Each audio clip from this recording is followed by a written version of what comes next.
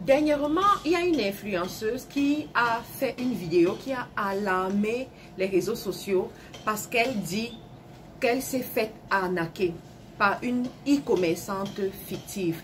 Lorsque je suis tombée sur cette vidéo, ça m'a vraiment désolée et j'ai décidé de faire cette petite vidéo pour vous enseigner comment éviter les cas d'arnaque sur les réseaux sociaux lorsque vous avez affaire avec les e-commerçants. Alors restez jusqu'à la fin.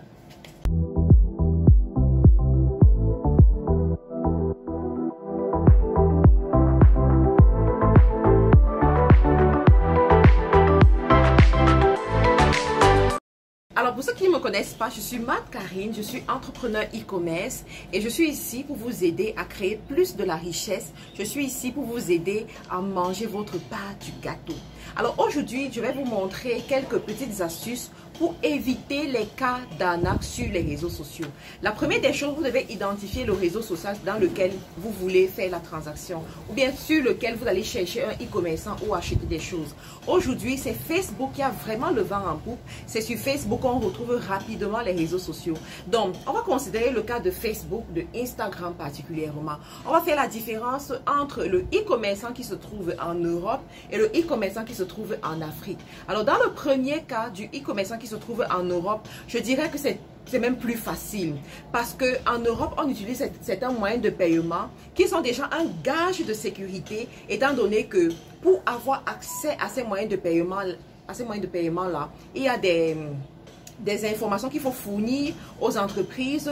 Il y a en fait une sécurité qu'ils vont passer. Je prends le cas de PayPal ici et de Stripe. Alors, pour ceux-là qui ont une petite connaissance en ce qui concerne le monde en ligne, vous savez, et qui savent comment fonctionne PayPal, vous savez très bien que avec PayPal, vous ne pouvez pas utiliser PayPal pour faire certaines transactions de l'ordre de plus de 2000 €, voilà, ou bien recevoir des paiements de plus de 2000 € ou 2000 livres, 2000 $, dépendamment du pays dans lequel vous vous trouvez, si vous n'avez pas fait vérifier votre compte PayPal. Alors, pour faire vérifier un compte PayPal, il faut fournir à PayPal des pièces comme la pièce d'identité, la preuve de domiciliation, voilà. Pour le cas d'une entreprise, il faut fournir la preuve qu'on est une entreprise dûment enregistrée et qu'on a un compte bancaire d'entreprise. Donc déjà, ça fait en sorte que la sélection est rapidement faite, le tamisage est rapidement fait et les arnaqueurs ne pourront pas franchir cette étape. C'est la raison aussi pour laquelle on dit de ne jamais acheter la marchandise, moi je vous le conseille, hein, de ne pas acheter la marchandise chez un fournisseur chinois qui n'a pas un compte PayPal, parce que qu'est-ce qui vous prouve qu'il est de bonne moralité, qu'il va effectivement respecter la transaction? Donc, pour ceux qui sont en Europe, regardez si cette personne a un compte PayPal. Regardez aussi s'il a un compte Stripe. Comment est-ce qu'on fait pour savoir? Parce que Stripe ne s'écrit pas sur le site comme PayPal. Avec Stripe, ça donne la possibilité de faire des paiements par carte bancaire, par virement, généralement c'est ça. Donc ça aussi c'est un gage de sécurité pour ceux qui sont en Europe. Ils auront aussi un site web sécurisé. Donc voilà des petites astuces que vous allez prendre en considération. Alors pour ceux qui sont en Afrique, là ça devient un peu plus compliqué. Pour ceux qui sont en Afrique, qu'est-ce que je vous dirais? De vraiment passer la personne au scanner, de vraiment regarder tous les indices. Quels sont ces indices? Alors, on va distinguer ici si la personne communique en tant qu'une page business sur Facebook ou alors un simple compte Facebook. Beaucoup commencent avec un simple compte Facebook. Lorsque c'est le cas, alors vous allez voir dans les groupes, ils vont mettre leurs publications à partir de leur compte personnel Facebook. Lorsque c'est le cas, regardez premièrement la photo de profil de la personne. Si c'est une photo de profil qui est sale, démembrée, qui ne renvoie pas à une personne ou à un produit qu'on est en train de vendre, abstenez-vous. Si c'est aussi une photo qui est trop belle pour être parfaite, trop belle pour être vraie, abstenez-vous, faites attention.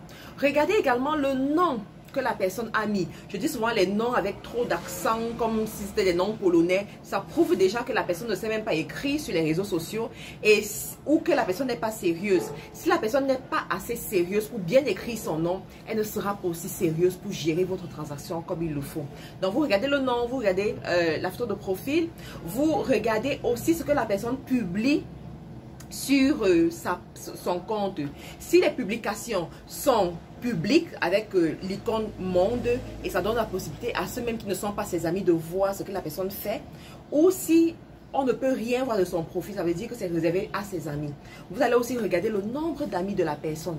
La réalité, c'est que si c'est une personne qui est genius, comme disent les Anglais, ou bien une personne qui voilà, est vraiment sérieuse dans son business, premièrement, ses publications seront toutes public parce qu'elle veut attirer le maximum de personnes, elle veut être visible. Et deuxièmement, ces publications seront commentées également par d'autres personnes. Et je vais encore revenir, j'aimerais vraiment revenir sur le nom pour dire que faites vraiment attention, il faut vraiment choisir de travailler avec des personnes qui écrivent soit totalement leur nom. Par exemple, moi j'écris tout mon nom lorsque je veux travailler avec mon compte personnel, ou ils écrivent un nom qui renvoie quand même à un vrai nom. Parce qu'il y a des noms, par exemple, vous allez voir quelqu'un va écrire Jeanne la Colombe ou alors la délicieuse, les trucs comme ça. Faites attention. Ça veut dire que la personne ne prend pas au sérieux ce qu'elle est en train de faire et vous devez vraiment faire attention. Vous ne pouvez pas vérifier. Et au fur et à mesure que je vais vous expliquer dans la vidéo, je vais vous dire pourquoi est-ce que cette histoire de nom est importante. Et vous aussi, si vous voulez vendre sur les réseaux sociaux, si vous voulez vendre dans les groupes Facebook, faites aussi l'effort de montrer un gage de sérieux à ceux qui viendront acheter avec vous. Vous avez souvent vu des gens sont intéressés par vos produits, mais au moment de faire le paiement, ils se rétractent parce qu'ils disent j'ai peur d'être arnaqué. C'est aussi parce qu'ils n'ont pas vu les gages de votre sérieux lorsqu'ils regardent votre profil. Donc, vous allez regarder tout ça. Vous devez aussi regarder les commentaires, comme je suis en train de dire. Comment est-ce que les gens réagissent aux publications de ce e-commerçant, de cette e-commerçante?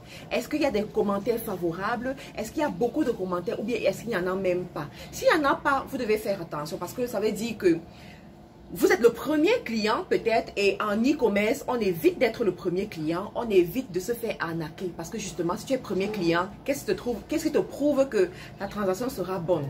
Donc, tu évites ça.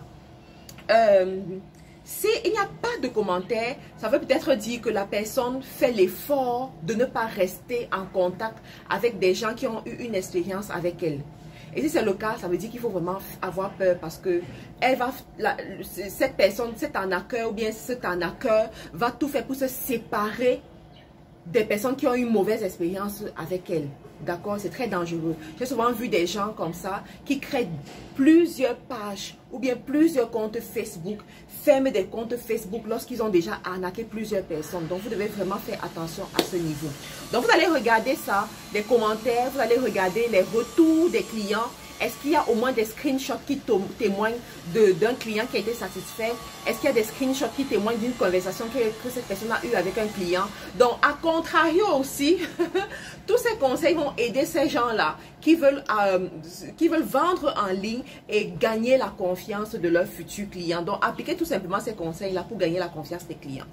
Alors, en ce qui concerne les paiements, et c'est là où vraiment ça blesse lorsque ça n'a pas été bien organisé. En Afrique, on n'a pas PayPal pour réceptionner les paiements.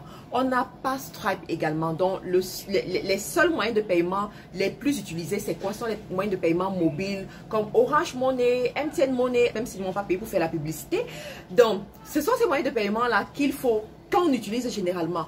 Assurez-vous que le nom, le véritable nom du vendeur, c'est le même nom qui se retrouve lorsque vous devez faire la transaction sur les moyens de paiement mobiles. Donc, si ce n'est pas le cas, vous avez le droit et même l'obligation de poser des questions par rapport à ça. De demander c'est qui a effectivement ce numéro de téléphone. Qui a effectivement ce compte Orange Money, MTN Money ou bien tous les autres moyens de paiement qui peuvent exister dans vos pays.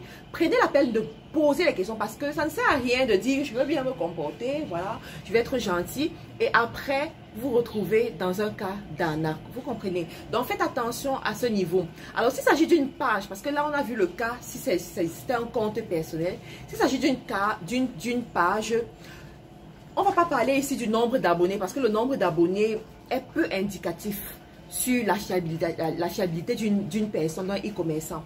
On va plutôt regarder ici les moyens de paiement de la personne. Quels sont les moyens de paiement que la personne utilise? Quels sont les retours des autres clients? Est-ce que la personne peut te montrer des screenshots des autres clients qui ont été satisfaits ou pas? Donc, si vous appliquez tout ça, vous faites attention à tous ces niveaux-là, je suis sûre que vous allez vraiment éviter les cas d'arnaque et vous n'allez pas tomber dans des pièges qui vont vous coûter la vie, qui vont vous coûter de l'argent.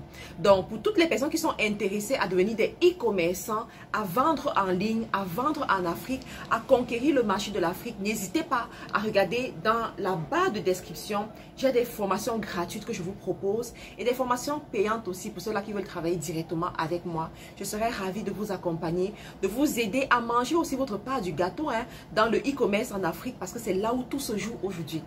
C'est là où tout le monde converge. C'est là où vous allez rapidement vous faire une part belle du marché, vous positionner et gagner effectivement vos millions. Alors j'espère que cette vidéo vous a renseigné, vous a aidé. N'hésitez pas à me laisser un commentaire dans les commentaires, la rubrique commentaires. N'hésitez pas aussi de partager cette vidéo au maximum pour aider d'autres personnes à ne plus se faire arnaquer.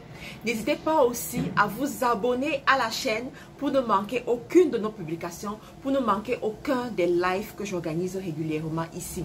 Merci encore à vous et félicitations à ceux qui sont déjà abonnés à la chaîne. Merci pour votre fidélité et à une autre vidéo.